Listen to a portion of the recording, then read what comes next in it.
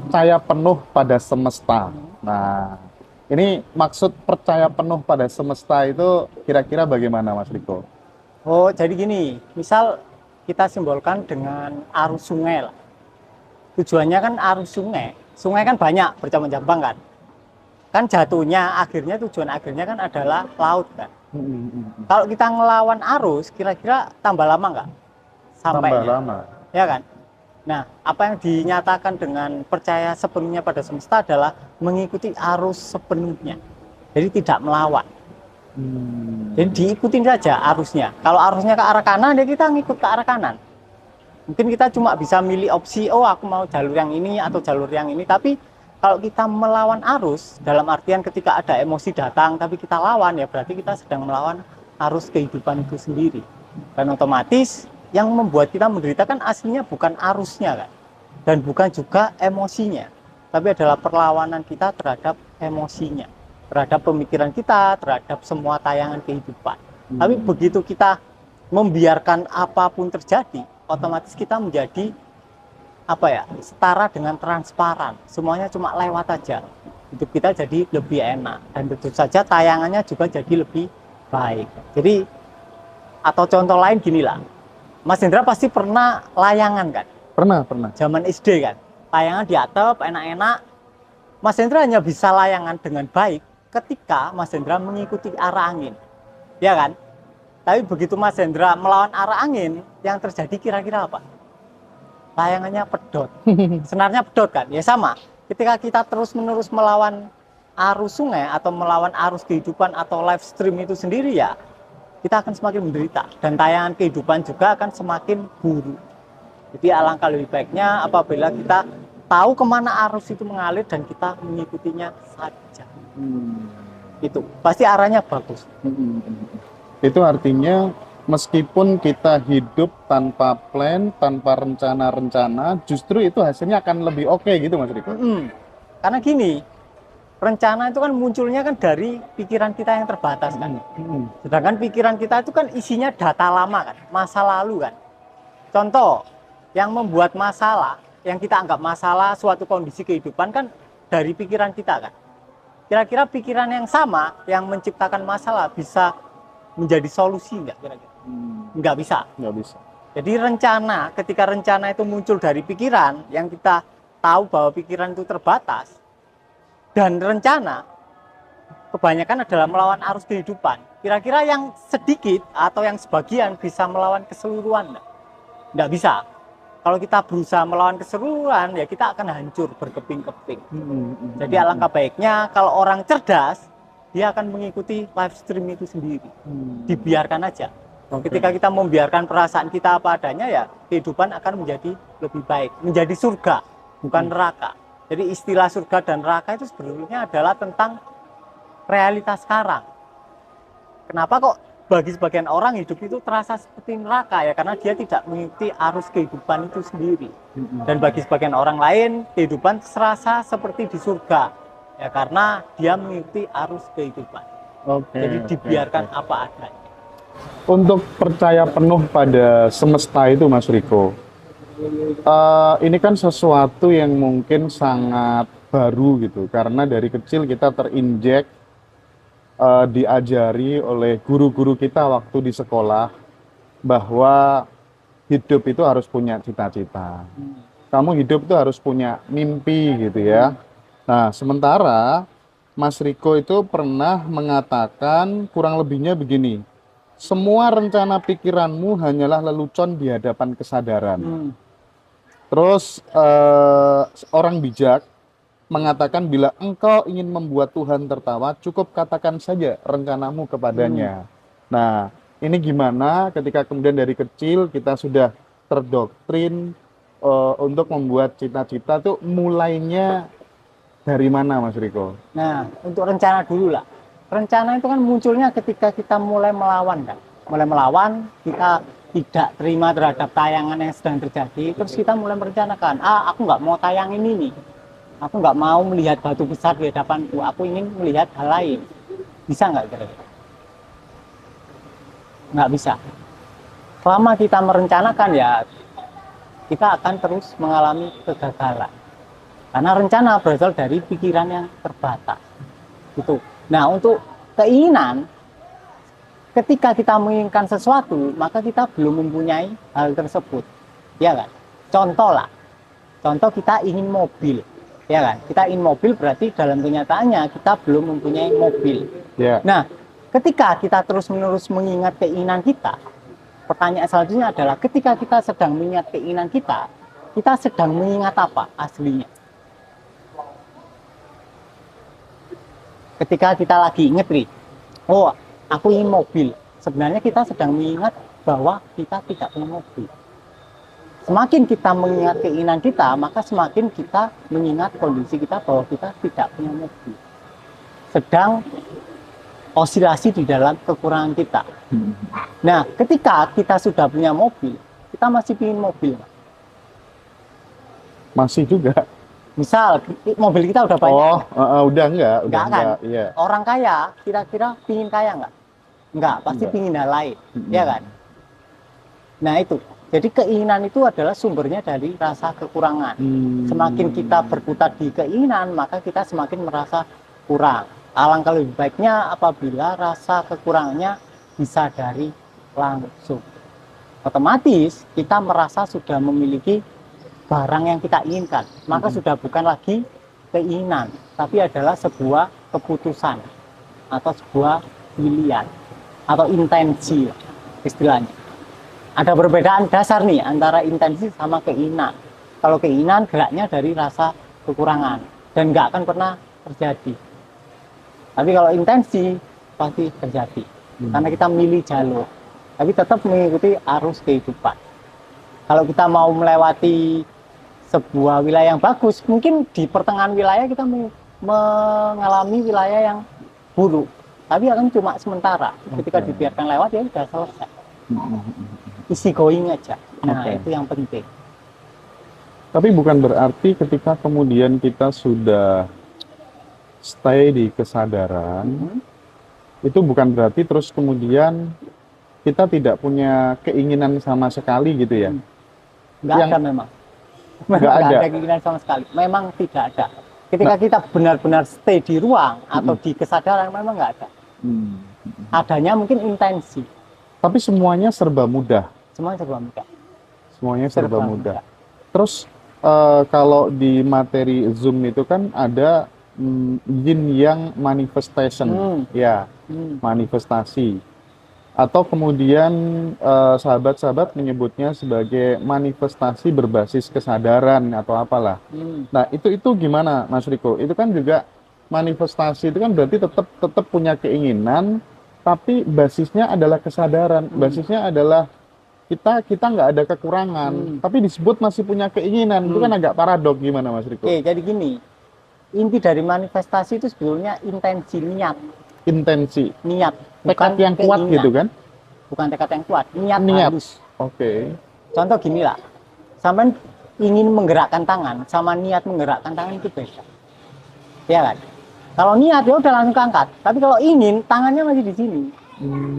Nah, oh berarti langsung action gitu kira-kira atau gimana? Ada actionnya spontan. Ketika sampai niat, sampai kan nggak ada upaya menggerakkan tangan kan, langsung gerak kan. Ada perbedaan. Itu intensi ya. Intensi. Spontan. Spontan. Oke. Bisa dibilang juga kita itu secara tidak langsung diarahkan, dibimbing, digerakkan langsung oleh kecerdasan yang tanpa batas gitu kira-kira ya Mas. Ya sama kayak gini lah. Ketika Musa bilang, Tuhan baru akan mengabulkan kalau kalian sudah merasa memiliki. Nah itu kan bukan keinginan, tapi adalah wilayah yang melampaui keinginan. Tuhan hanya mengabulkan doa ketika kalian sudah merasa memiliki. Artinya kalau kalian sekarang ingin kaya, ya kalian akan kaya beneran ketika kalian sudah benar-benar merasa kaya. Nah gimana caranya merasa kaya? Ya kalian harus menyadari rasa kekurangannya terlebih dahulu. Ketika kalian disadari total, rasa kekurangannya mencair, kalian akan sampai di wilayah yang itu adalah diri kalian sendiri, dan itu adalah keberlimpahan. Parameternya apa ketika kemudian kita udah sampai di wilayah itu? Parameternya kita tahu parameternya cuma satu, kita tahu.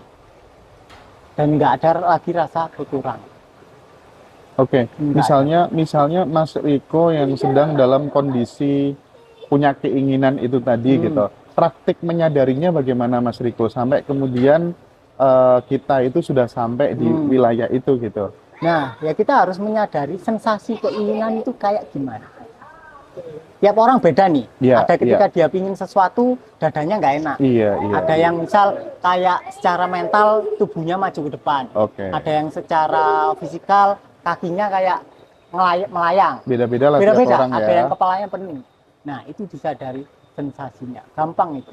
Artinya yang paling penting itu adalah hadir sebagai diri sendiri. Kalau soal manifestasi kekayaan, terus apa itu gampang. Tapi memang kalau sudah benar-benar stay murni di kesadaran murni itu kita memang sudah nggak butuh apa-apa gitu kira-kira ya.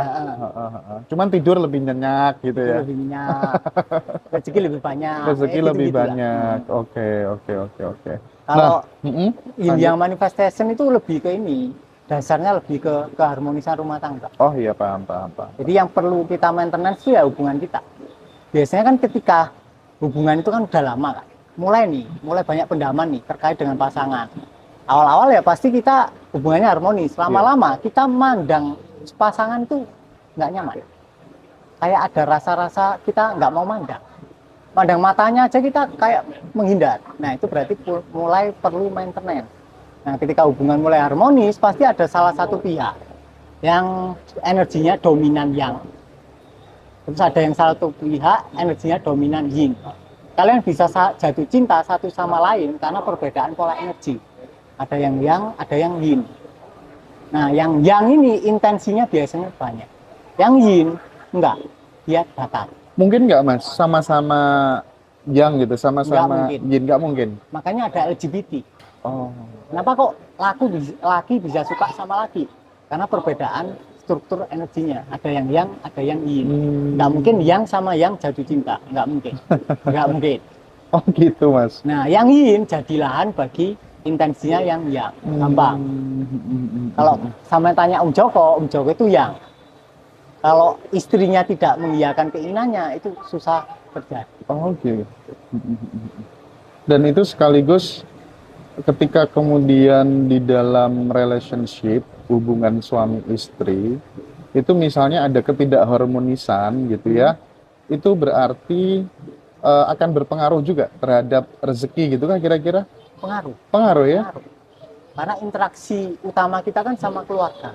Sama keluarga, kalau kita udah dewasa ya pasti sama istri, anak lah. Kalau itu nggak beres, pasti yang lain jadi kayak agak-agak melenceng. Nah, tapi kalau dilihat dari keseluruhan kehidupan, bahkan interaksi kita sama istri, itu kan awal mulanya karena interaksi sama orang tua kita.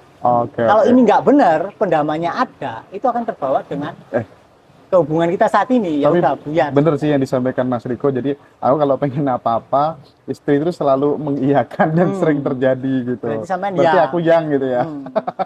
Nah itu. Oke. Ya, oke, menarik sekali. Nah, terus gini Mas Riko kan kita kan udah lama ya ngobrol kayak gini, diskusi gitu ya, sharing sama teman-teman sahabat semuanya. Salah satu teknik yang disampaikan Mas Riko itu adalah periferal.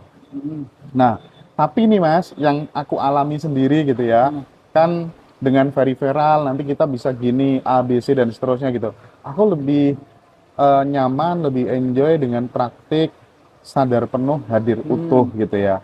Nah, ternyata juga hampir mirip fungsinya dengan periferal.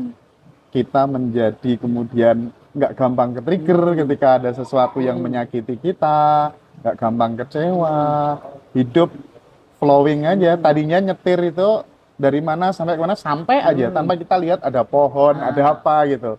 Itu gimana Mas Riko kalau seperti itu? Jadi kalau di sini saat ini itu masuk ke teknik peripheral kinestetik.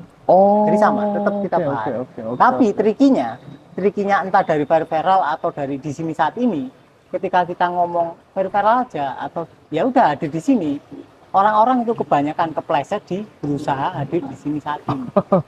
terus Ya, tipis bulat. emang itu Mas ya. Tipis. Makanya sebelum kita ada di sini saat ini, alangkah lebih baiknya kita persiapan dulu, disadari dulu aliran pemikiran. Kalau itu luput, pasti kita tersesat di berusaha, bukan di sini saat ini. Itu tipis, bedanya tipis tapi kerasa.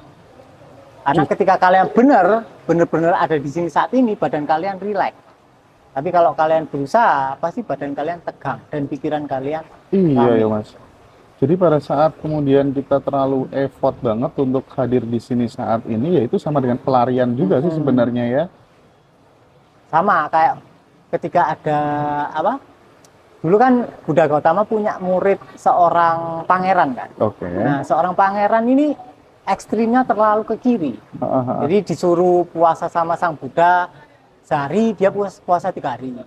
Terus disuruh meditasi di tempat teduh, beliau meditasinya di tempat yang terik. Akhirnya dibilang sama sang Buddha, hei pangeran, kamu kan ini pangeran, pasti pandai bermain gawai kayak gitar kok. Nah, kalau senar gitar itu terlalu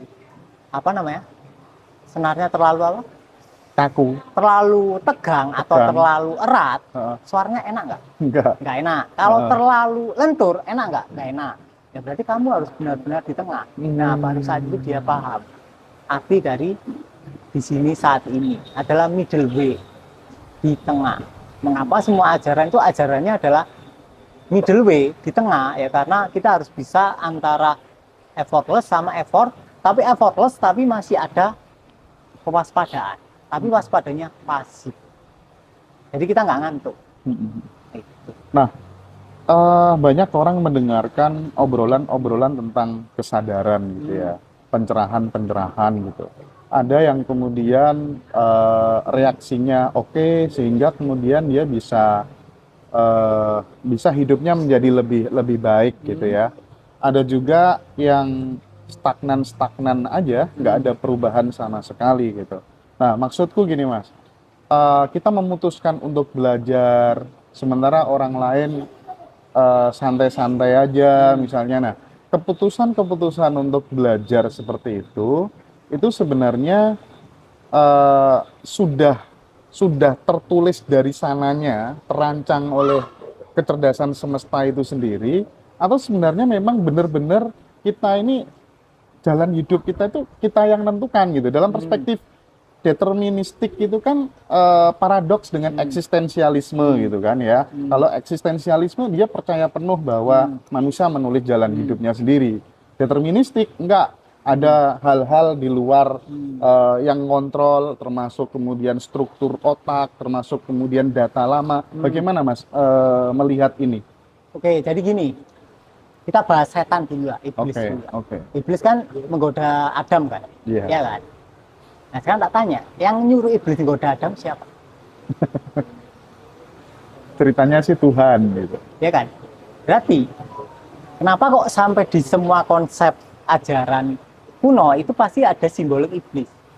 Karena manusia belum siap untuk memahami paradoks dari keesaan Tuhan.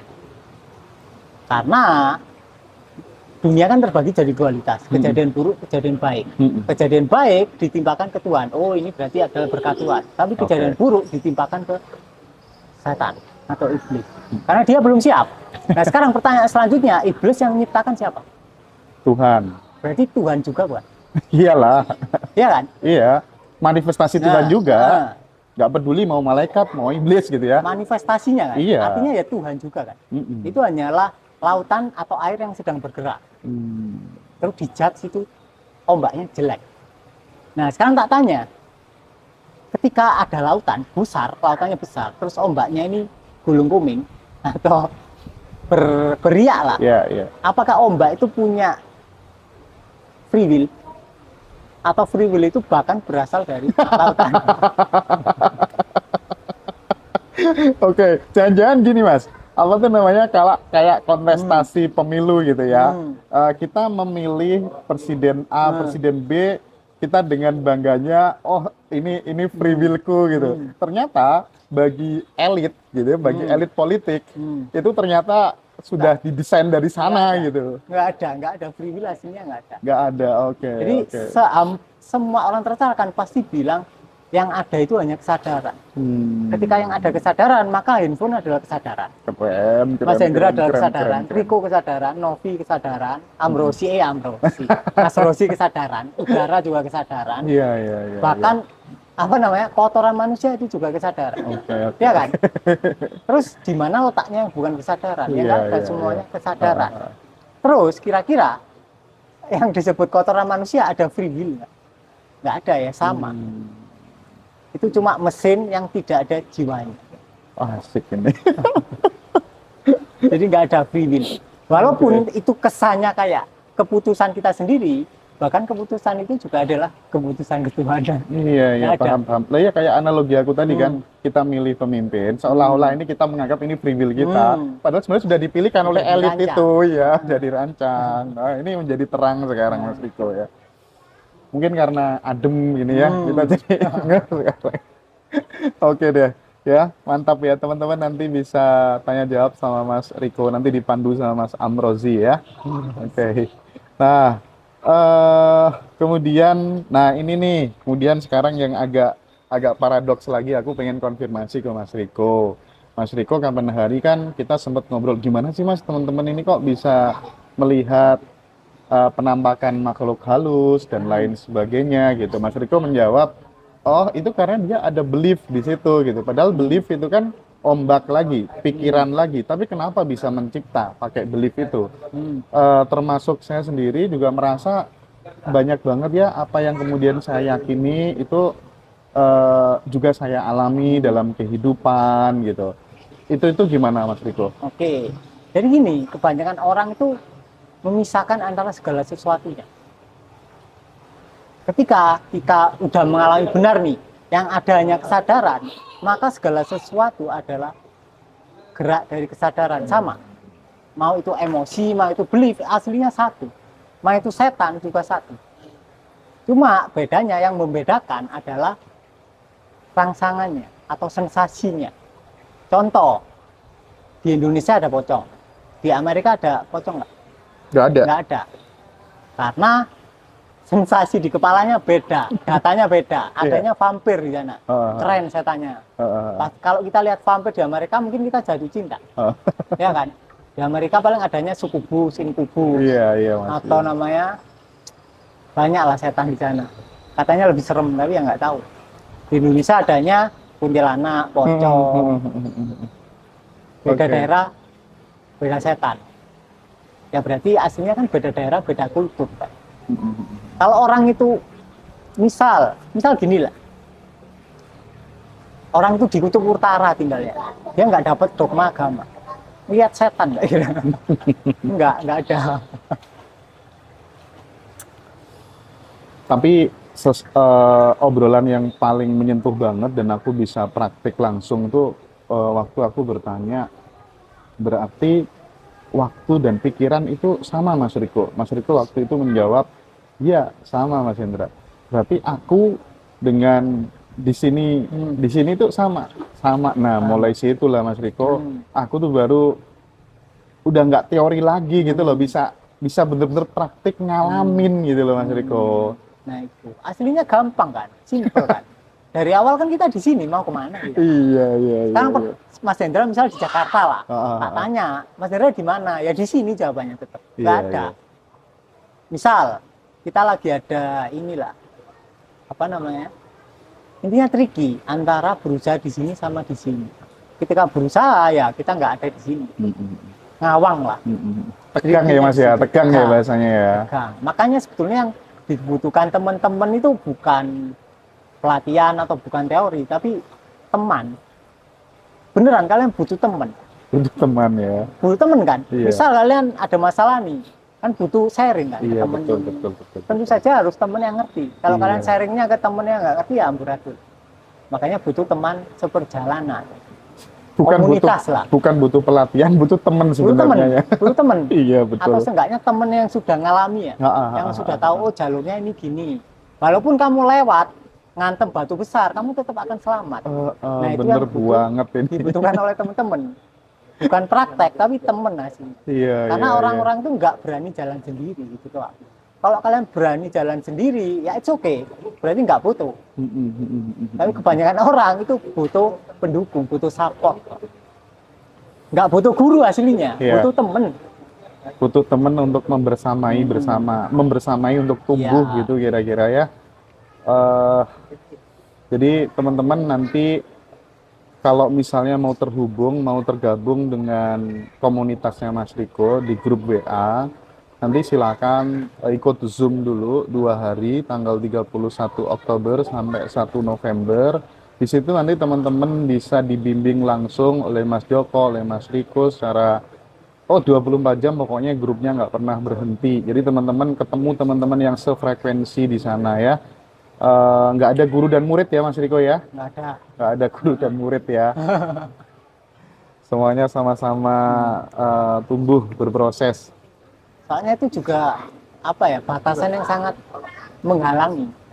Ketika misalnya Mas Hendra nganggap Om Joko guru lah misalnya, secara belief sampean akan menganggap, wah aku di bawahnya Om Joko, aku nggak akan mungkin bisa mengalami apa yang dialami Om Joko. Itu adalah halangan paling utama. Makanya kayak Ananda, adiknya Gautama, itu tercerahkan tepat ketika Gautama mati. Nggak bisa, selama Gautama masih hidup, Ananda nggak bisa tercerahkan. Malam, tepat malam ketika Gautama mati, Ananda tercerahkan. Karena Gautama juga udah bilang, sebelum aku mati kayaknya kamu nggak bisa tercerahkan. Karena Ananda secara tidak sadar menganggap Gautama adalah gurunya. Berarti bahaya dong mengkultuskan Mas Riko, cium tangannya Mas Riko, Bahaya. sampai kemudian Mas Riko jalan gitu semuanya pada merunduk. Bahaya. Mending kalau ada yang gitu kita sepak aja, yang merunduk. Oke, ada yang tanya gimana ikut Zoom-nya? Itu di bio TikTok, silakan dihubungi aja teman-teman ya. Aku sangat rekomen banget, serius ya. Silakan teman-teman nanti join di acara 2 hari itu. Waktunya sekitar 4 jam biasanya kurang lebihnya itu. Dan teman-teman di situ bisa dapat akses rekaman ya, Mas Joko ya. Ada rekamannya yang nanti teman-teman bisa putar pada saat nggak bisa hadir pada waktu Zoom gitu ya. Jadi sekali lagi keren banget penjelasan Mas Riko pada kesempatan malam hari ini. Aku bisa belajar banyak dan sedikit-sedikit mulai mengalami Mas Riko. Mantap. Ya, mulai mengalami. Tapi butuh waktu ternyata ya. Aslinya ya enggak. Aduh, Itu aku kan aja ya. pikiran sampai sendiri. Oh aku butuh waktu, ya dibiarin lewat pikirannya. Gitu ya Mas ya. Oke, Gampang, oke. gampang. Baik Mas Riko, saya melanjutkan pertanyaan-pertanyaan teman-teman yang ada di Telegram. Ya, Mas Riko, pas ada masalah, gimana caranya biar kesadaran yang ambil alih, biar gak keduluan pikiran yang pertama respon? Nah itu artinya pertanyaannya agak aneh. Ya. Pikiran itu kan juga kesadaran yang sedang bergerak. Masalah itu juga kesadaran yang sedang bergerak. Kenapa kok solusinya itu cuma dibiarin? Kenapa? Ya karena semuanya kesadaran. Aslinya kalian sedang melawan diri kalian sendiri, makanya kalian menderita. Ketika kalian melawan kesedihan, kesedihan itu kan aslinya juga kesadaran. Artinya kalian kayak tangan kanan lagi melawan tangan kiri kalian sendiri, kalian menderita. Makanya solusi satu-satunya itu dibiarkan apapun. Tayangan sekaligus emosinya, nanti selesai sendiri. Apapun itu. Jadi biarkan mengalir saja. Biarkan mengalir. Ikuti saja alirannya. Sampean pernah, kalau sampean jeli, sampean ada nggak beberapa masalah yang sampean biarin tapi cepat selesai? Ada satu masalah yang sampean pikir terus, sampean berusaha selesaikan malah nggak selesai. Oke. Ya kan? Iya, iya. Nah itu. Jadi langkah paling efektif itu kita biarkan masalah tersebut mengalir sesuai yang ada gitu aja. Jadi nggak usah kita tahan atau kita. Nah, label masalah itu kan diciptakan oleh pikiran. Oke. Kenapa kok pikiran menciptakan label masalah? Karena rasanya nggak enak. Rasanya kita lawan, akhirnya muncullah label masalah. Kalau perasaannya nggak kita lawan, label masalah itu nggak muncul. Udah selesai. Dibiarkan perasaannya. Jadi nggak ada masalah. Masalah itu aslinya ilusi karena tidak pernah ada. Oke. Sejauh ini kan masalah itu kan cenderung ke yang negatif-negatif. Apakah sesuatu yang positif itu sebenarnya bisa diartikan masalah juga? Karena itu sama-sama keadaan, ya kan? Cuma keadaan yang enak dan dianggap tidak enak gitu aja. Apakah itu sama masalah? Enggak. Bisa diartikan Karena masalah? kalian tidak pernah melawan sesuatu yang positif, nggak pernah. Nggak pernah ya. Tapi karena yang negatif kalian lawan, ya akhirnya jadi masalah. Oke. Masalahnya itu bukan ada pada negatifnya, bukan ada pada emosinya ataupun pada tayangannya, tapi pada perlawanan kalian. Sehingga masalahnya stuck di situ, nggak selesai-selesai. Nah, Oke. itu yang perlu digaris bawah. Oke. Masih terkait masalah Mas Riko. Apakah karma itu bisa diturunkan dari generasi sebelumnya? Karena ini kalau diyakini kan akan menjadi sebuah masalah juga. Menurut Yes. Mas Riko seperti apa ya? Bisa. Contoh, ibunya Mas Rosi hamil. Kemudian misal dia mendapatkan apa ya, diselingkuhi misal. Kan itu rasanya nggak nyaman, nggak enak. Mungkin ada rasa bersalah, rasa ketakutan, dan lain-lain. Nah, konstruksi mental atau gestaltnya itu diwariskan ke anak. Anak juga mengalami. Karena si ibu sama si anak terhubung melalui plasenta. Jadi apa yang dialami si anak, apa yang dialami si ibu itu juga teralami di diri si anak. Kemudian ketika lahir, ya udah tercipta identitas akarnya itu udah tercipta.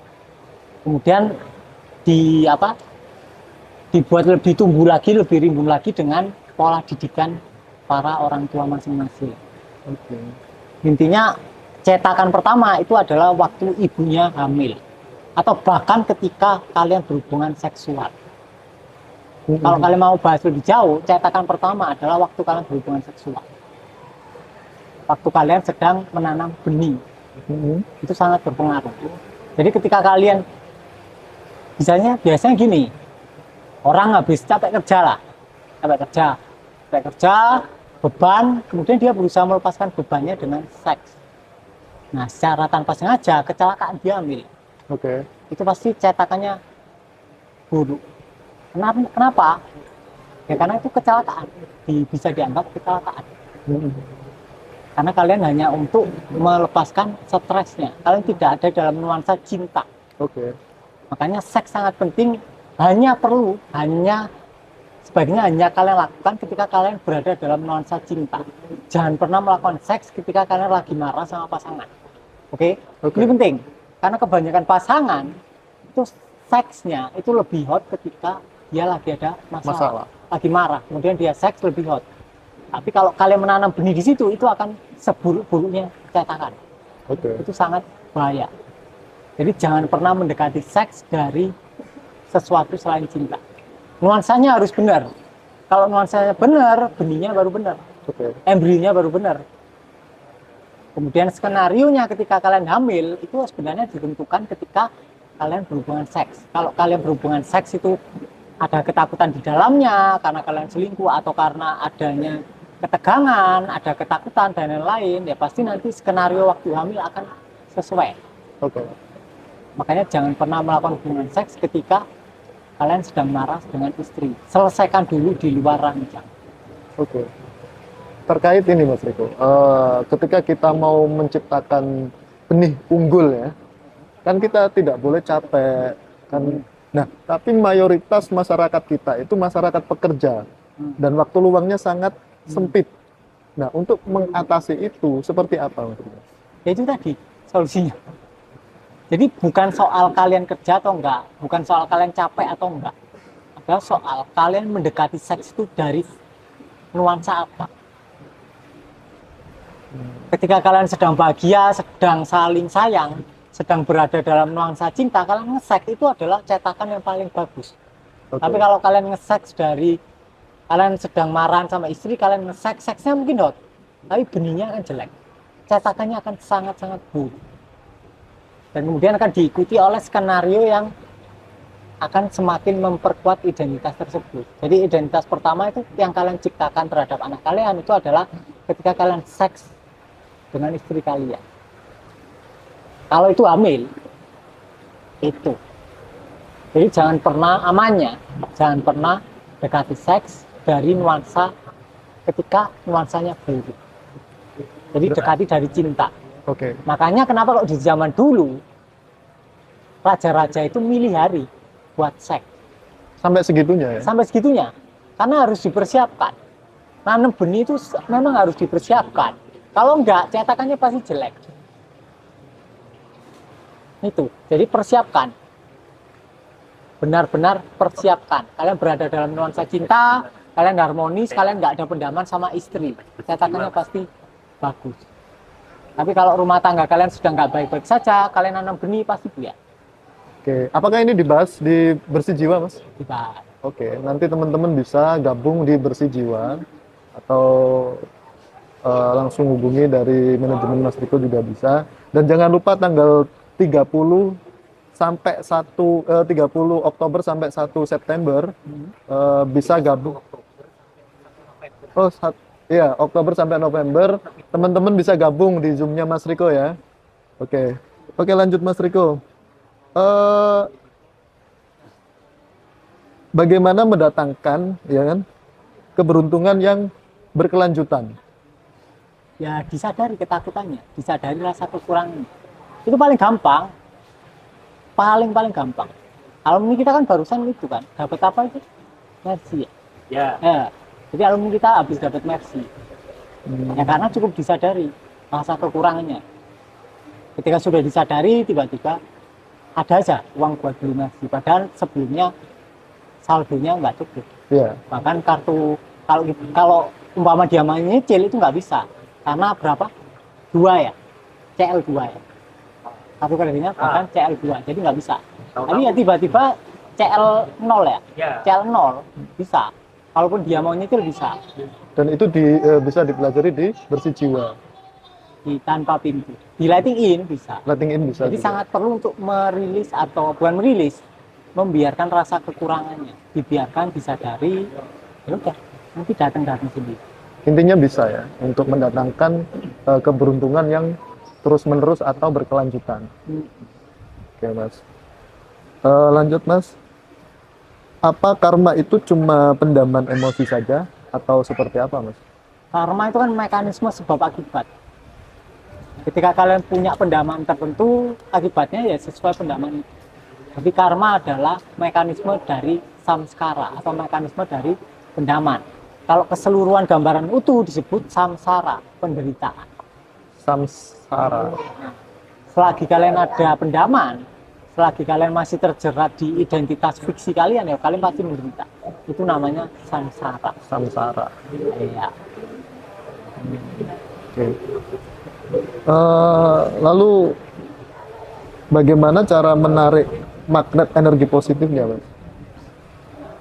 Cara menarik energi positif. Ditarik. Gak bisa. Nggak usah ditarik, Nggak ngapain bisa. ditarik? Kalian kan energi itu sendiri. Sekarang tak tanya, kalau di kuantum fisika, di fisika yang asli nih, pelajaran asli, ada energi positif negatif nggak? Ada. Beneran?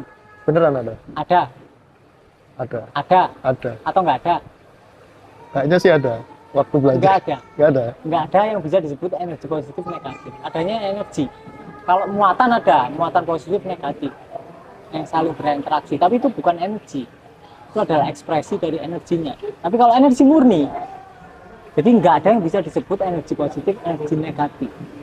Oke. Kalaupun kita mau memanfaatkan energi positif, kalau semua orang memanfaatkan energi positif, kita gampang-gampangan logika lah. Misal penduduk bumi 100 lah. 100 orang menggunakan energi positif. Yang kita judge positif. Kan berarti ketersediaan energi yang kita kira positif itu sangat sedikit. Yang negatif nggak kepake. Di atmosfer banyak. Berarti nggak ada ya hukum Bener tarik nggak? menarik itu ya? Bener kan? Iya. Artinya kita aslinya nggak perlu menarik. Kalaupun kita berusaha menarik yang positif, semua orang narik yang positif, ketersediaannya sangat minim. Lantas Nah, dulu sekarang ada gimana cara kita mendaya gunakan yang selama ini kita anggap negatif? itu bisa Itu poin diperdayakan. penting. Poin pentingnya. Poin pentingnya di situ Poin ya. penting. semua yang negatif kita perdayakan. Cuma tinggal orangnya itu bisa nggak memperdayakan atau gimana, mungkin ada cara termudah untuk memperdayakan energi itu tadi ya. Intinya ya konsep dualitas di kepala harus runtuh terlebih dahulu. Karena di kehidupan nyata itu nggak ada positif negatif. Itu cuma Teori. judgement dari pikiran kita. Oke. Karena pikiran kita nggak suka sama rasa itu. Oke, Mas. Apakah nasib buruk juga bisa dirubah, Mas? Maksudnya? Kan banyak orang yang mengeluh nasib saya ini selalu sial, selalu kena musibah. Nah, apakah nasib tersebut bisa dirubah atau Dibiarkan. dibiarkan saja? Dibiarkan. Ketika kalian melawan ya akan looping terus, selalu terjadi lagi. Karena kalian masih stuck di aliran yang sama, tetap stuck karena kalian misal kayak tadi yang dijelaskan, ketika kalian terseret arus terus kalian melawan arus ya kalian akan tetap di kondisi yang sama. Ketika kalian mengikuti arus mungkin kalian akan melewati jalan yang buruk sepersekian detik, tapi setelah itu kan ganti tayangan. It's okay, nggak ada masalah ya, memang harus dialami. Ketika dialami ya selesai, nggak lama. Perlawanan kalian yang bikin itu lama karena kalian ngelawan, akhirnya lama. Sama kayak buku novel, kalian nggak mau baca satu halaman akhirnya bolak-balik di situ, kalian nggak bisa buka halaman selanjutnya, nggak bisa. Gimana orang kalian nggak menerima skenario yang di halaman ke 100, kalian mau buka halaman ke 105 gimana? Nggak bisa, Harus melewati. harus dilewati. Ketika kita mengikuti arus, membiarkannya lewat, ya udah selesai kan. Ternyata nggak semenakutkan yang pikiran kita, biasa aja ternyata.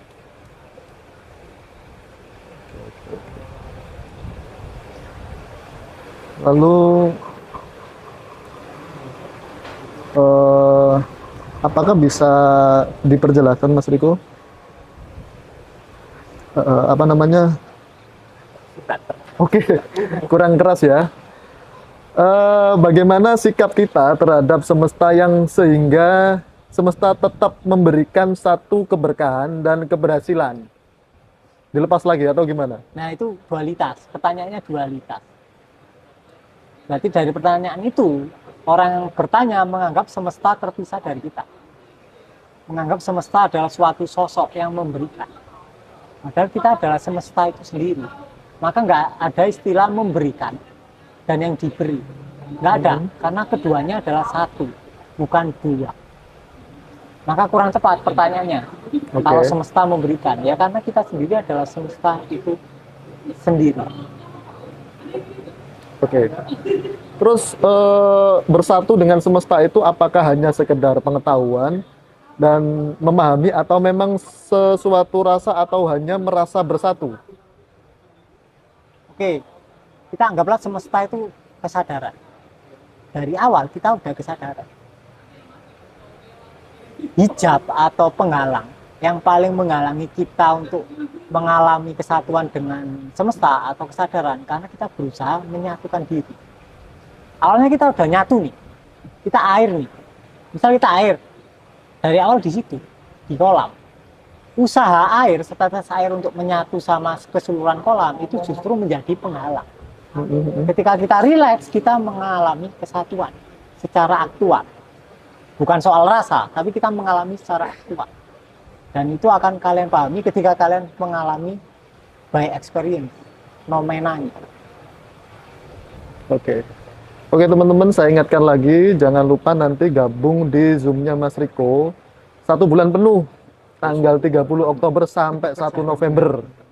31 Oktober. Oh ya, 31 Oktober sampai 1 November. 2 hari, Kak. 2 hari, jadi sebulan penuh. Oke Mas Riko, gimana nih caranya ngilangin ketakutan atau trauma yang belum kita alami, tapi trauma itu sudah melekat dalam diri kita? Bentar-bentar, menghilangkan ketakutan dan trauma yang tidak pernah kita alami. Maksudnya hal yang belum terjadi. Jadi kita sudah berpikir, sudah trauma duluan nih. Saya besok mau ke Jakarta naik pesawat nih. jangan-jangan takut, jangan-jangan nanti begal orang di jalan dan lain sebagainya. Nah, cara menghilangi hal-hal tersebut itu seperti apa? Disadari keinginan menghilangkannya, dibiarkan. Jadi sensasi takutnya dibiarkan, gitu doang aslinya. Gampang aslinya. Poinnya cuma itu toh ya Itu dari doang. Cuma waktu webinar lighting ini kan kita tambahi cara-cara tertentu untuk mempermudah. Kan? Aslinya intinya itu. Kalau kalian udah bisa itu ya udah. Mungkin kalian cuma butuh temen ya nggak apa-apa gabung.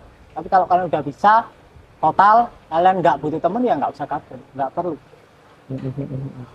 Nah, ini terkait di apa ya, keyakinan Jawa. Dalam kasanan Jawa seringkali disebut istilah atau terminologi rasa atau roso. Ya, Mas? Nah, Mas Riko, hampir dalam hal apa saja dalam kasana Jawa, rasa menjadi semacam melting point. Apakah rasa ini hakikatnya adalah pencapaian kesadaran atau seperti apa? Ini kalau di Jawa itu ada istilah roso. Jadi roso yang dimaksud dalam ajaran Jawa itu bukanlah perasaan. Itu adalah background dari perasaan. Bahkan kata roso aslinya nggak begitu tepat. Makanya istilahnya kan tanpi noyong opo kan, nggak bisa dinamai. Makanya istilah roso bahkan nggak tepat. Intinya roso itu bukanlah perasaan, bukan emosi, bukan pikiran. Roso itu adalah latar belakang atau ruang di mana perasaan muncul dan menetap. Jadi bukan apa namanya, pencapaian kesadaran, bukan ya? Kita udah sadar dari awal. Coba lah Mas Rosi usahakan nggak sadar, bisa nggak? Nggak bisa, nggak ada tombol off-nya. Ya. Kita cuma mengira kita lagi tidak sadar. Bahkan perkiraan kita atau dugaan kita sedang nggak sadar itu terjadi di dalam kesadaran. Oke. Jadi intinya rasa itu tadi apa tuh? Latar belakang atau Latar ruang belakang. dari perasaan. Ruang dari perasaan kita sendiri ya. Oke. Atau bagaimana relasi antara rasa dan kesadaran, Mas? Relasinya itu apa? Rasa dan kesadaran. Rasa dan kesadaran. Rasa yang mana? Rasa yang tadi. Iya. Rasa yang tadi sama. Sama. Tapi kalau korelasi antara kesadaran dan perasaan itu adalah manifestasi dari kesadaran. Jadi kesadaran itu adalah air, lautan, sedangkan perasaan adalah ombaknya. Jadi nggak terpisah. Perasaan adalah ekspresi dari kesadaran. Jadi satu kesatuan itu sendiri Satu. ya. Makanya nggak ada yang perlu ditolak, dibiarkan saja. Oke. Ini ada pertanyaan bagus, Mas Riko. Setelah fase terendah, bagaimana sikap kita terhadap semesta yang sehingga semesta tetap memberikan satu keberkahan dan keberhasilan?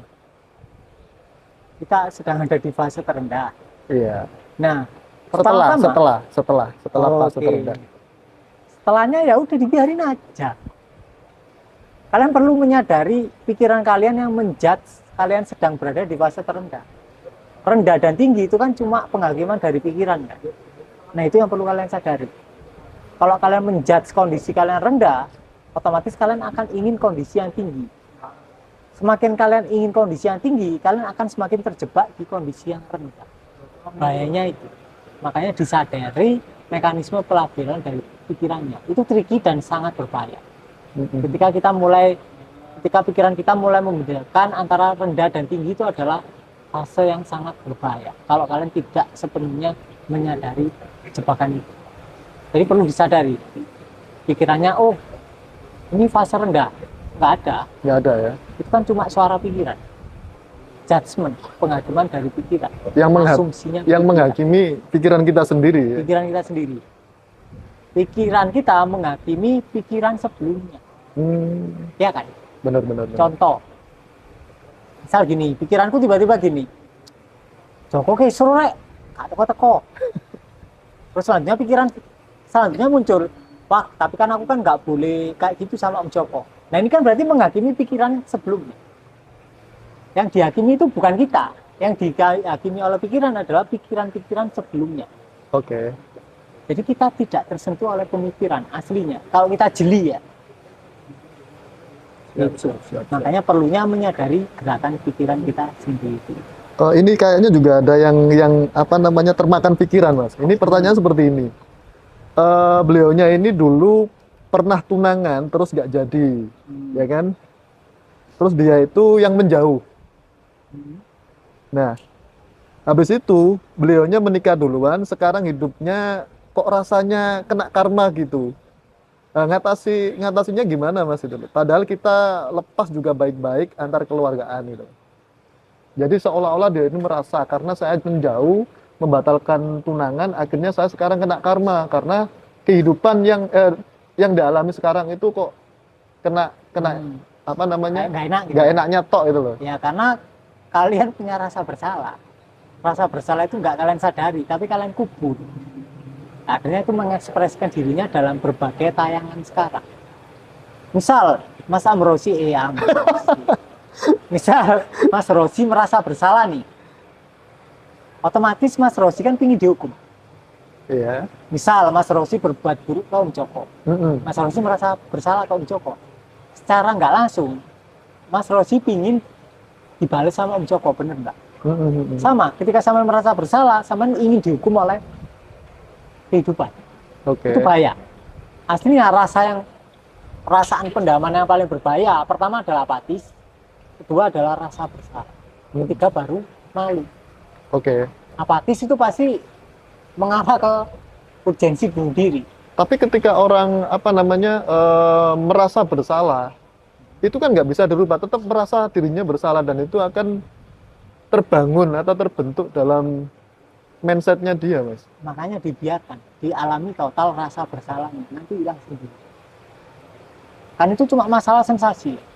Apa bedanya cara menghilangkan rasa bersalah itu dengan merasa tidak bersalah? Kan susah itu membedakan. Gampang.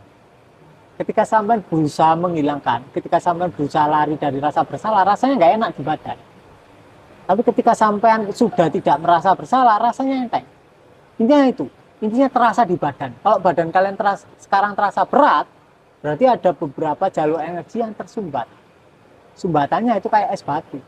Misal air mengalir dalam pipa, kemudian dalam beberapa titik air itu membatu jadi es batu. Jadi bukan berarti yang dinamakan sumbatan itu adalah bukan energi, itu juga energi yang memadat.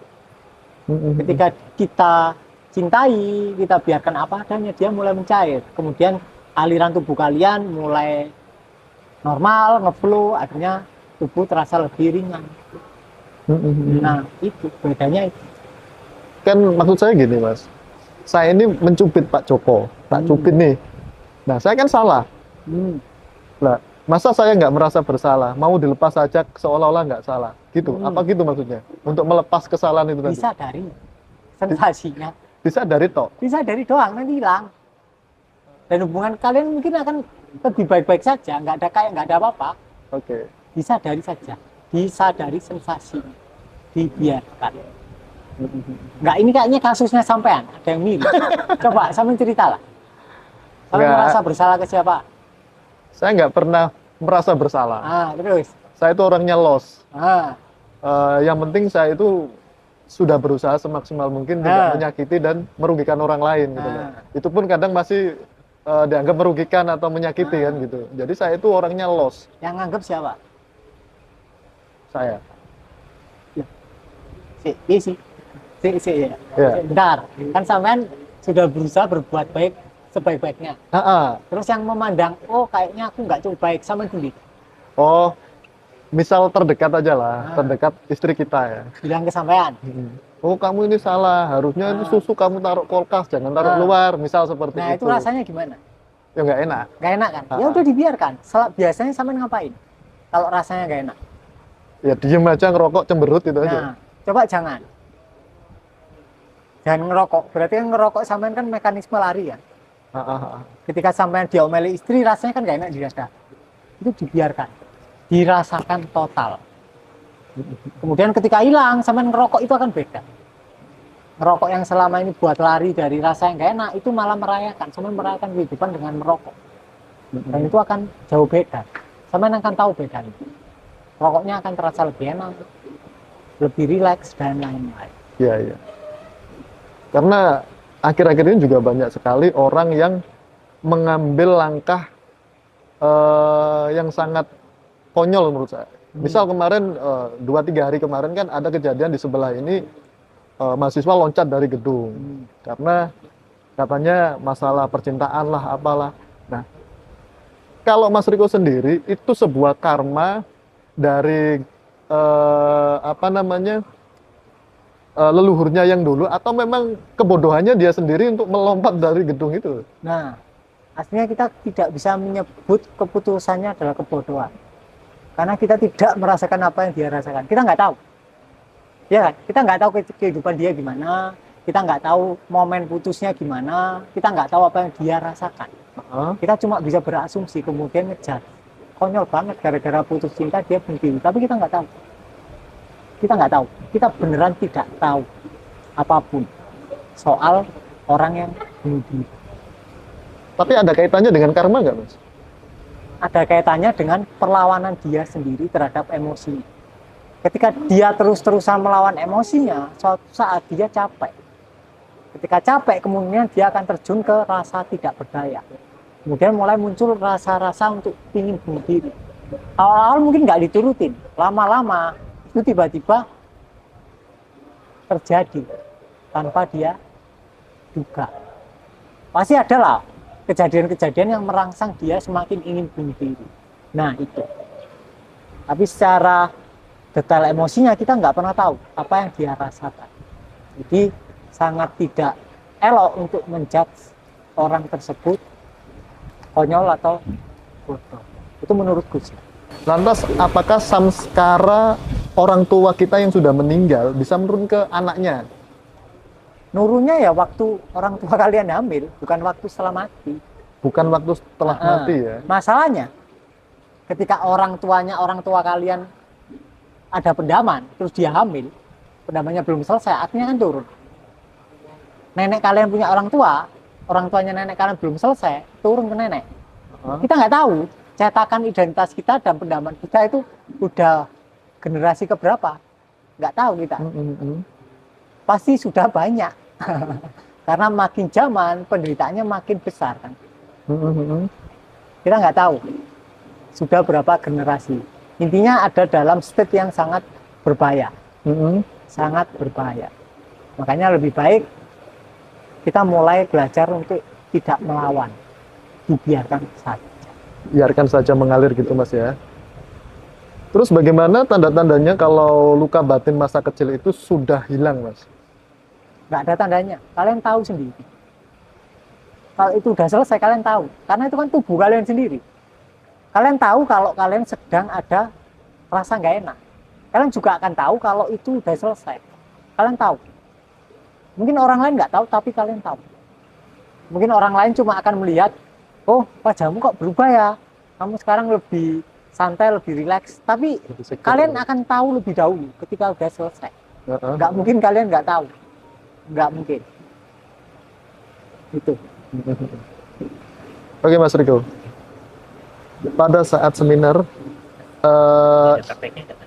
iya. Oke, Mas, ini saya lanjut ya. Tidak ada komunikasi yang dimungkinkan apabila engkau menyentuh pasanganmu dengan jari jemarimu. Engkau harus menyentuh dari jiwamu melalui jari jemarimu. Itu artinya apa, Mas? Jadi gini, kebanyakan orang itu menyentuh itu ya asal sentuh, tapi dia tidak pernah menyadari sentuhannya. Itu fatal, karena kerasa. Cewek itu kan lebih peka daripada cowok. Ketika kalian nyentuh dia nih, nyentuh tangannya atau nyentuh foreplay atau apa, dan kalian tiba-tiba pikiran kalian nggak ada di situ, kalian nggak hadir di momen itu, dia tahu, karena sentuhan kalian rasanya nggak enak. Garing gitu. Garing. Nah, kalau kalian sudah bisa menguasai ini, menyentuh secara sadar, kalian akan menjadi pria yang langka. Karena nggak banyak orang yang memahami hal ini. Biasanya orang kan nyentuh ya asal sentuh. Nah, itu. Berarti cewek itu lebih peka ya? Lebih peka. Mana sentuhan itu ada? Tahu, dia tahu. Dia tahu. Kalau sementara istri, pasti tahu. Oke. Lanjut nih, Mas. Nada adalah pemaknaanmu, itu adalah penghakimanmu, itu adalah tentang dirimu sendiri. Itu maksudnya apa, Mas? Ini saya kutip dari Mas Riko sendiri. Sama kayak gini. Yang tadi bilang apa namanya? Ini apa namanya? Oh, orang yang bunuh diri itu konyol. Itu kan pemaknaan kita sendiri, bukan tentang orang matinya. Itu adalah pemikiran kita sendiri, asumsi kita sendiri bahwa orang yang bunuh diri itu konyol. Itu kan penghakiman. Penghakiman. Iya kan? Sama kayak gini. Misal ada cerita Mas Rosi, Mas Hendra, Mas Tayyip, Om Joko di mobil. Kemudian disalib disalib mobil Serena misal. Iya. Mobil Serena. Mas Rosi karena lagi nyetir, lagi fokus, Mas Rosi terganggu disalib Serena. Miso, marah. Iya. Mas Hendra karena lagi tidur, dia nggak mengalami apapun. Om Joko karena dia lagi pingin Serena, dia keinget, wah bagus rek mobilnya, tak beli. Mas Tayyip karena dulu mantan pacarnya waktu sekolah pernah selingkuh sama orang yang punya Serena, dia keinget. Kemudian dia merasa sakit hati. Pertanyaannya, 4 orang pengalamannya sama. Pengalamannya sama kan? Sama-sama disalib Serena. Ya. Tapi apa yang dia alami Beda-beda. Artinya, pertanyaannya, mereka sedang ada di dalam kehidupan atau di dalam kehidupan privat masing-masing. Oke. Mereka sedang dalam kehidupan nyata atau sedang di dalam mimpi kepalanya masing-masing. Oke. Nah, itu pemaknaan. Jadi penghakiman kita terhadap seseorang atau terhadap suatu kejadian itu adalah tentang diri kita sendiri, Judgment ya. bukan tentang orang yang kita judge. Berarti orang bunuh diri itu belum tentu mereka merasakan sakit.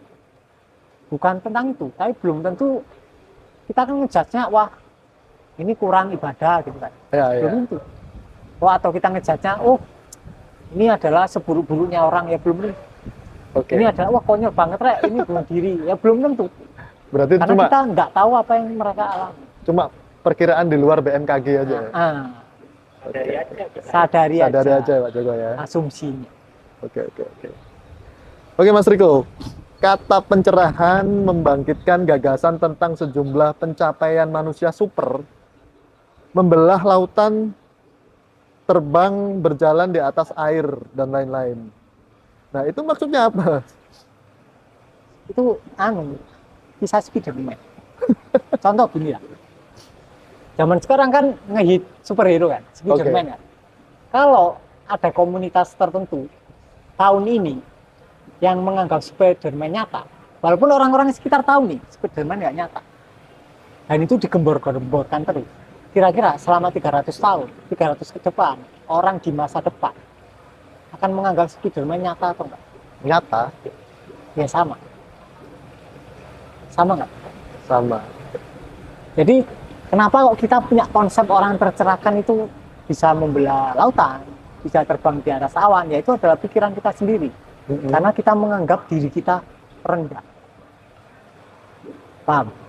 Ketika kita menganggap diri kita tidak cukup baik, kita mendapatkan gambaran orang yang, oh berarti orang yang sempurna itu adalah orang-orang spesial, punya sifat tertentu, terus punya kemampuan tertentu, dan lain-lain. Nah, akhirnya menjadi perjalanan ego.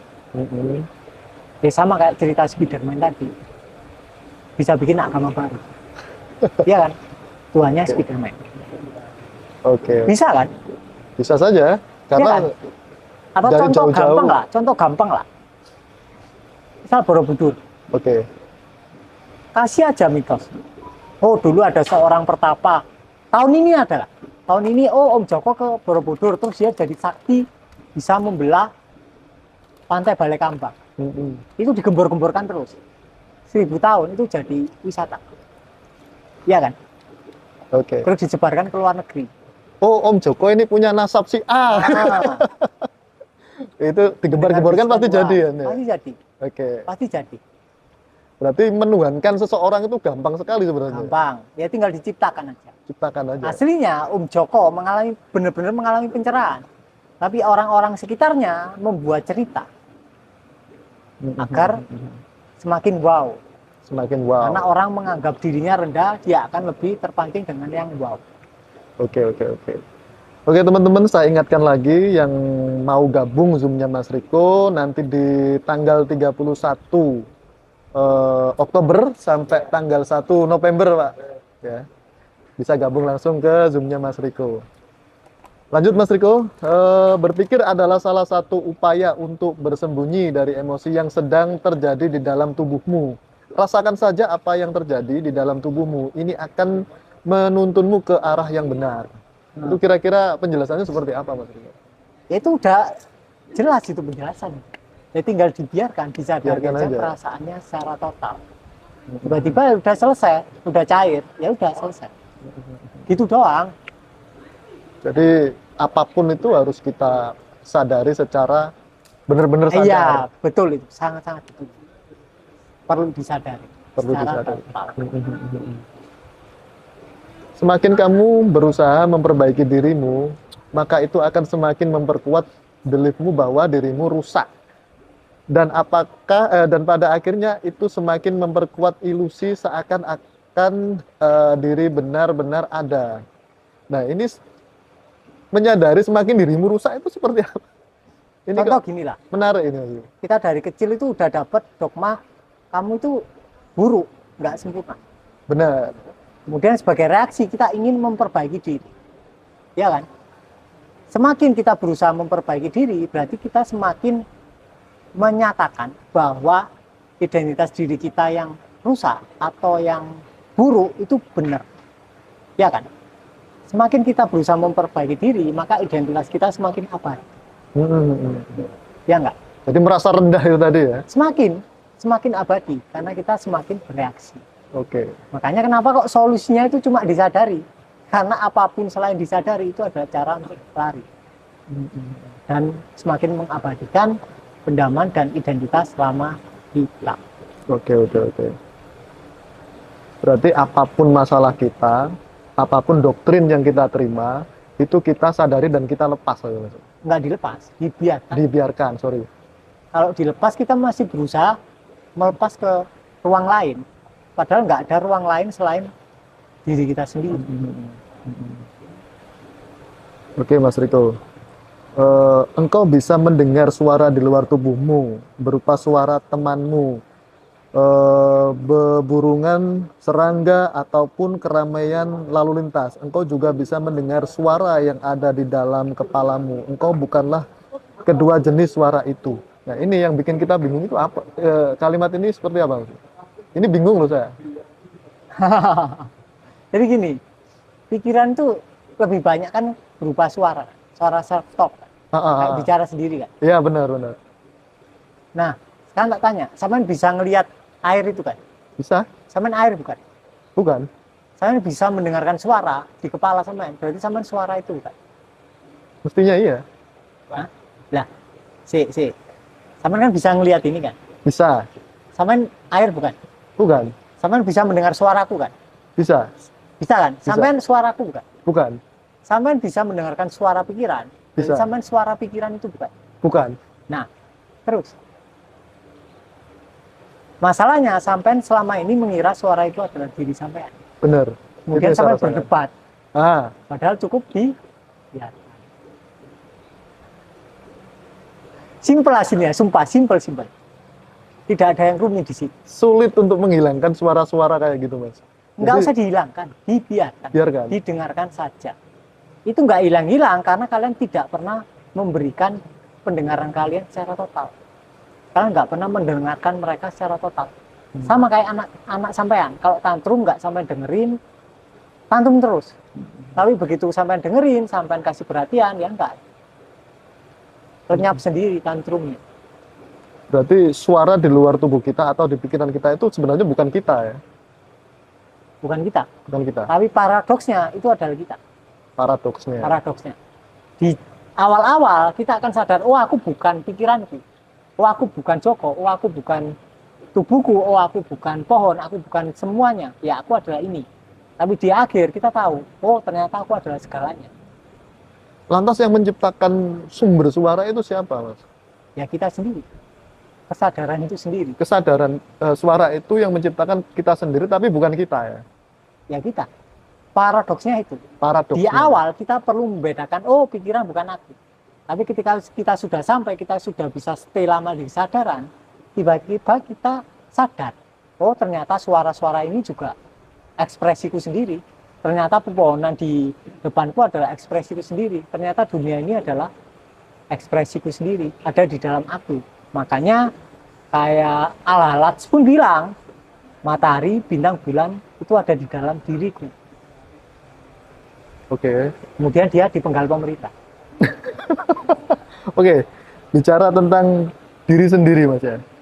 Kita kan biasanya melihat atau mendengar cerita atau kita menyaksikan di televisi atau secara real ya. Ada orang yang sakti mandraguna, bisa membekokkan apa namanya besi dan lain sebagainya. Apakah kita juga sama bisa melakukan hal yang sama seperti orang tersebut karena kita merasakan mempunyai part yang sama atau ada triki-trikinya atau gimana? Kadang saya berbicara seperti itu. Mereka Sekarang, bisa kok, saya enggak gitu. Sekarang gini wis.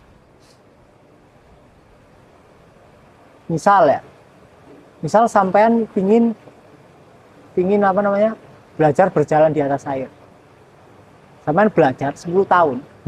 Atau sampean belajar di aku sehari. Sampean milih mana? Sampean bayar aja 2 juta wis. Tak buat sampean berjalan di atas air. Besok bisa. Milih sampean, milih Mas Beneran. Riko. Tak belikan tiket kapal. Iya. Berjalan kan sama di atas air. Itu ngapung. Sama kan berjalan. Atau sampean pingin terbang di angkasa. Tak belikan tiket pesawat. Iya ya. Maksudnya ada hal yang lebih mudah. Kenapa kalian cari yang Susah. susah? Bener. Kalaupun itu bisa, itu adalah trik. Aku yakin 100% itu trik. Mustahil intinya ya. Bukan tentang mustahil, tapi itu adalah kecerdasan kita sendiri. Oh, kalau bentrokan besi ya harus di posisi ini. Nah, expert pasti tahu sisi-sisi mana. Apakah ada campur tangan goib Mas? Makhluk-makhluk yang tidak kasat mata. Bisa jadi. Bisa jadi karena itu adalah kepercayaan kalian sendiri. Kalau kalian percaya makhluk gaib ada ya, itu adalah belief kalian sendiri. Kan tak tanya, mending kalian percaya mendapatkan uang itu gampang, atau kalian mending percaya lihat makhluk gaib itu gampang? Saya lebih cenderung ke A. Mendapatkan uang itu gampang. Iya kan? Ngapain kalian mau ngapain pertanyaan lihat Ya, setan itu? nggak penting juga. Mau kalian ajak ngobrol? Nggak mungkin. Nggak. Rata-rata orang indigo itu pasti kecilnya dibully. Dia stres. Jadi nggak ada sebenarnya orang Nggak indigo. ada. Nggak ada. Itu halu. Fix ya, halu ya. Fix nggak ada. Fix nggak ada. Berarti orang indigo yang kita eluh-eluhkan selama ini bisa melihat ABC Nggak yang ada. Itu tidak bahkan, kasat mata itu nggak bahkan ada. pernah dibahas oleh Buddha Gautama. Hmm. Ketika Sariputta, murid paling pinter nih, terjebak. Buddha, wahai Buddha, sekarang aku bisa melihat roh-roh. Dan itu terlihat lebih nyata daripada dirimu. Buddha cuma bilang apa? Itu ilusi. Roh-roh yang kamu lihat itu nggak ada. Bahkan Buddha yang sekarang kamu lihat itu aslinya nggak ada. Ya Oke. kamu sendiri. Nggak ada sih. Nggak ada apa. Saya juga mempunyai pemikiran yang seperti ini, Mas. Pada umumnya sesuatu yang gaib itu tidak kasat mata. Berarti manusia bisa menciptakan sesuatu yang gaib. Kita bicara, tapi tanpa ketemu orangnya, jauh-jauhan. Kita di sini, mereka di Jakarta atau di Papua. Kita kirim pesan, itu kan tidak kita kirim gini, tapi tulisan kita nyampe sana. Ya, Kita ngobrol lewat handphone, muka kita juga sudah sampai sana. Itu saya Gaib juga kan? mikir, itu kan gaib kan, Kalian- sesuatu yang iya, tidak karena terlihat. kalian nggak tahu mekanismenya. Gaib. Kalau kalian tahu mekanismenya, ya handphone bukan gaib. Coba kalau Om Rosi misal bisa time travel lah. Om Rosi bawa iPhone lah Ya, ke tahun 900. Sama dianggap dukun paling sakti. benar. Sepakat saya. Nah itu. Sepakat. Berarti sesuatu yang goib, ya kan, makhluk halus dan kekuatan-kekuatan yang kita tidak bisa lihat itu sebenarnya halu, termasuk indigo, Termasuk indigo. fake ya. Tapi kalaupun mau percaya nggak apa-apa, nggak ada masalah. Hak nggak ada hak masalah. mereka kan ya? Ya nggak apa-apa, dinikmati saja. Oke, Mas Riko. Ini saya baca Mas Riko, untuk yang sedang sakit, Anda sudah sehat, berhentilah berusaha sembuh. Ini maksudnya apa Mas Riko? Misal gini lah, kalian sakit, kemudian kalian berusaha sembuh. Kalian kan semakin menganggap diri kalian sakit. Semakin kalian berusaha menyembuhkan diri, kalian semakin menganggap tubuh kalian sakit. Begitu kalian tidak berobat, tiba-tiba sembuh. Karena secara identitas, kalian sudah tidak terjebak ke identitas diri yang sakit. Ini penting. Kebanyakan orang yang sakitnya keras-keras itu sembuh ketika dia berhenti berobat. Karena caranya berobat adalah cara untuk lari dari penyakitnya. Maka semakin parah. Tapi begitu dia menyerah, wis nggak berobat lah, biarlah mati-mati, sembuh tiba-tiba. Penting ini ya, Penting, itu penting. karena saya lihat masyarakat kita itu lebih kecenderungan bergantung kepada obat. Tapi ada Dikit-dikit trikinya obat. juga. Gimana Mas Riko? Misal, wah aku sakit kanker lek, tak pingin sembuh lah, nggak usah berobat. Sama lari. Oh, Harus disadari, sensasi rasa sakitnya harus disadari. oke. Jadi bukan kita menyadari itu ya diterima, bukan menyadari dengan apa ya, dengan tujuan politis, biar sesuatu terjadi. Itu tidak good. Trikinya di situ. Ini sama juga nggak Mas Riko? Bagi yang sedang kekurangan, Anda sudah kaya, berhentilah berusaha kaya. Sama. Ini susah ini. Misal gini lah, gampangnya gini lah. Misal Om Rosi utang, Ya, utang nih, nggak punya uang sama sekali lah. Dan tiap hari sampean berutang. Semakin sampean berutang, sampean semakin merasa nggak punya uang ya. Iya kan? Semakin sampean berutang tiap hari, sampean akan semakin merasa nggak punya uang. Semakin merasa kurang. Otomatis sampean akan semakin nggak punya uang lagi. semakin kekurangan. Ya? Semakin kekurangan. Ini bahaya. Kenapa orang yang ketagihan berutang itu nggak ada yang bagus hidupnya? Ini bisa didengerin nih teman-teman yang suka utang ke pinjol. Jadi lebih baik anu, kalau kalian alasannya, wah aku berutang biar bisa makan, lebih baik kalian nggak makan. Lebih baik nggak makan. Lebih baik kalian nggak makan 3 hari. Setelah 3 hari pasti ada jalan. Oh, Yakin aku, 100% pasti ada jalan. Lebih baik kalian nggak makan daripada utang. Karena utang kalian itu adalah reaksi kalian lari dari rasa kekurangan kalian. hutang adalah Cara pelarian kalian berutang adalah reaksi kalian untuk lari dari rasa kekurangan. rasa kekurangan. Misal, listrik kalian titit-titit gitu kan. Iya, nggak punya uang. Nggak punya uang, nggak bisa buat beli. Heeh. Kalian merasa kurang, wah nggak punya uang. Kalian juga nggak yakin besok dapat uang. Keren, Otomatis keren, kalian pinjem. Misal ke Om Joko, pinjem uang dong 100 buat beli listrik. Di detik itu, kalian akan susah dapat uang. Susah. Pasti susah. keren. Lebih baik diem. Lebih baik kalian petang-petangan seminggu, it's okay. Iya, Daripada iya. kalian utang. Lah terus apa ini bedanya orang utang sama orang ngambil angsuran, misal rumah lah, motor lah, mobil lah. Bedanya apa, Mas? Orang ngambil angsuran itu mentalnya karena dia punya uang. Oh, Beda. beda. Misal Om Rosi ngambil angsuran mobil nih. Om Rosi pede ngambil mobil karena Om Rosi merasa punya uang. Oh, Beda kalau utang. Aku utang untuk kebutuhan hidup, kepepet ya? kepepet. Enggak baik itu. Nggak baik ya? Kalian akan semakin susah dapat uang. Kalian akan susah dapat kerja. Oke, oke. Kalau kalian bertahan hidup dengan cara hutang. Lebih baik kalian nggak makan lah 3 hari. Ya Keren, puasa keren, aja. Selain kalian puasa mengikis samskara, dengan puasa 3 hari nggak makan, reseptor dopaminnya juga pulih. Jadi dopamin Oke. detox. Bagus sudah. Oke, teman-teman, bisa dibedakan antara hutang dan kredit.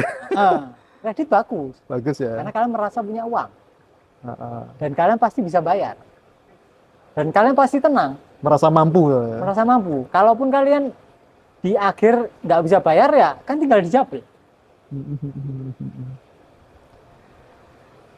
Ini ada tulisan menarik ini dari Mas Riko ini. Tuhan adalah segala sesuatu, tidak manapun sekaligus di mana-mana, terpampang nyata sebagai yang melihat sekaligus yang dilihat, sehingga pada dasarnya tidak pernah ada yang melihat dan tidak pernah ada yang dilihat. Tidak ada yang subjek atau objek. Ini gimana ini Mas Riko? Bisa Jadi itu dijelaskan? Tuhan sedang melihat dirinya sendiri melalui matanya si Riko. Jadi Tuhan sedang melihat Tuhan sendiri melalui matanya si Riko. Air itu Tuhan, bukan? Air itu Tuhan, bukan?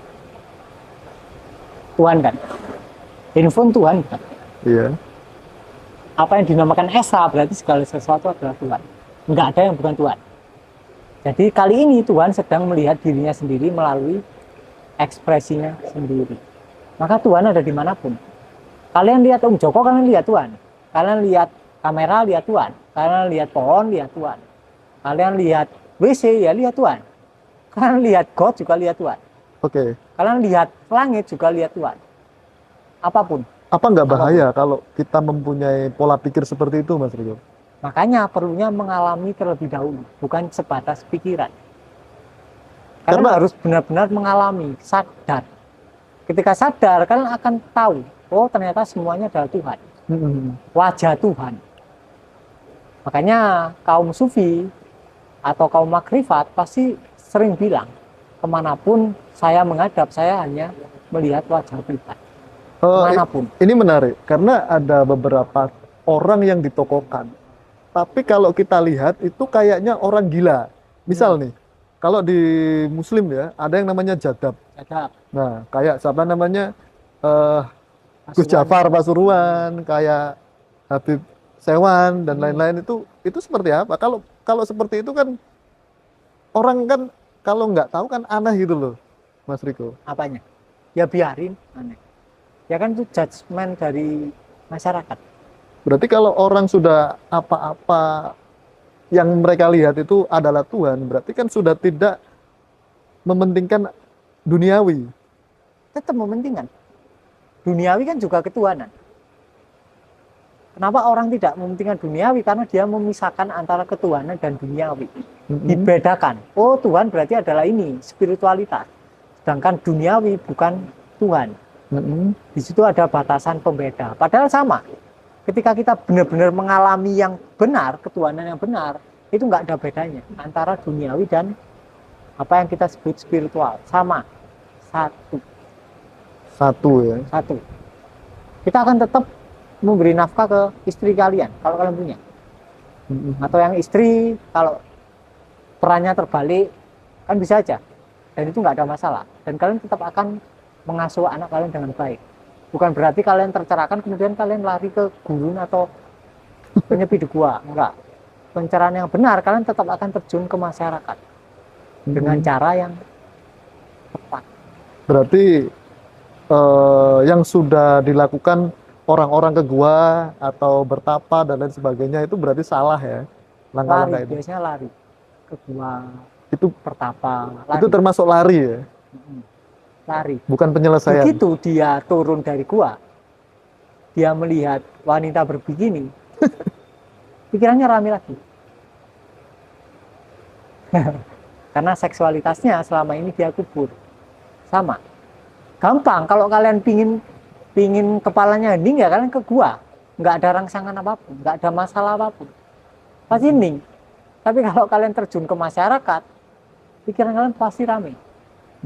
Nah, ketika kalian bisa menyadari keramaian pikiran kalian, itu adalah pencerahan yang benar. Oke. Jadi kalian berteman dengan pikiran kalian. Kalian tidak memusuhi lagi. Kalau kalian bertapa di gua, artinya kalian memusuhi pikiran kalian. Padahal pikiran adalah ekspresi kalian sendiri, tidak perlu dimusuhi. Dengan kata lain lari ya itu namanya ya. Oke. Iya, lari. Oke, teman-teman saya ingatkan lagi, jangan lupa nanti tanggal 31 Oktober sampai 1 November teman-teman bisa gabung di Zoom-nya Mas Riko. Ya. Jadi jangan sampai terlupakan ya.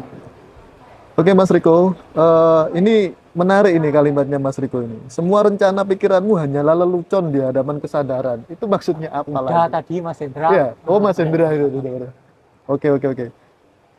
Oke Mas Riko, mungkin terakhir ya. 10 menit terakhir ini saya akan tanya, Tuhan adalah segala sesuatu atau tidak mampu sekaligus di mana-mana. Ini juga sudah. Mungkin ada pesan-pesan buat teman-teman yang nanti mau gabung Zoom-nya Mas Riko untuk tanggal 31 sampai 1. Nggak ada pesan sih, dibiarkan saja perasaan kalian, itu doang itu pesannya, dibiarkan saja. Biarkan saja ya. Oke Mas Riko, terima kasih Terima atas kasih waktunya. juga. Semoga bermanfaat bagi semua teman-teman yang menyaksikan, terutama keluarga Ngaji Roso. Terima kasih Mas Riko. Sama-sama.